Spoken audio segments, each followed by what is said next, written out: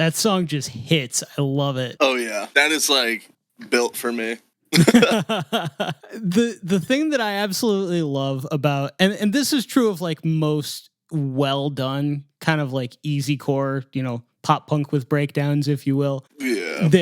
That I absolutely love is I really like art in general that juxtaposes two things, that light and that darkness. And so the really poppy, really sort of uplifting aspects, and then just like the awesome breakdowns and that super menacing bridge too. Just that's it for me. So good. Yeah, I was sitting there from like a musical aspect. Their drummer is doing really cool things where, you're always expecting a band to just do like 1, 2, 1, 2 with everything. Yeah. Their transitions have like no downbeat. It's like all it's like just straight up accenting everything. Like tons of toms all over the place. And then when the breakdown hit, I was expecting it to do like, like the big snare hits in the corners, but it was just like the really fast stuff. I was like, oh. It's almost punky a little bit, yeah. Yeah, it's perfect. He definitely switches. You can tell when somebody listens to like a lot of Blink-182 when they're a kid.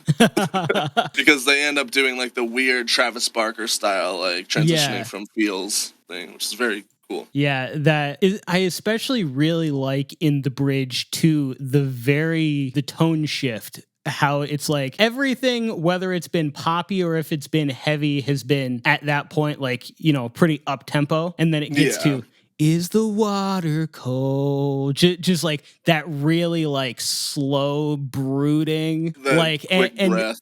Yeah, and the way that it builds and has that like breathy, very like it almost sounds underwater because of how it is that way. Yeah, when you're filtering it, exactly, with the filtering and everything, it's like it does a really good job at. I think it's called like word painting or whatever, where like the lyrics and the sounds kind of like they perfectly match each other. Yeah, they're actually presenting like an image. Exactly. In your head. Oh, yeah. And the way that that's done, I think, is fucking awesome. Yeah, I just. And you can really feel in the chorus. Like, I'm such a big chorus guy. Like, my favorite band. For anything sure. with a massive chorus. And hearing a vocalist, especially with him who has a very low, like, timbre, it makes those punkier poppier choruses sound way bigger than people would ever expect. Because you can listen to bands like Pierce the Veil and Sleeping with Sirens, and they have like, the very high-pitched voice, and you're like, this is a very up-tempo, upbeat feel chorus. Yeah. The people with the low voices, like Corey Taylor from Slipknot is a good example. They're massive just because of the space they're taking up, and that guy had a very nice lower voice. And yeah, this kind of like bridges those two. Like it's obviously not nearly as high as like the Kellen Quinn type stuff, but being able to get into that slightly higher register and get that like edge of breakup kind of tone from your vocals for that chorus, just it works so well. And for sure, like I said, just juxtaposition, light and shade everywhere, and I love it. So where are we gonna go from here? What is our next tune gonna look like? So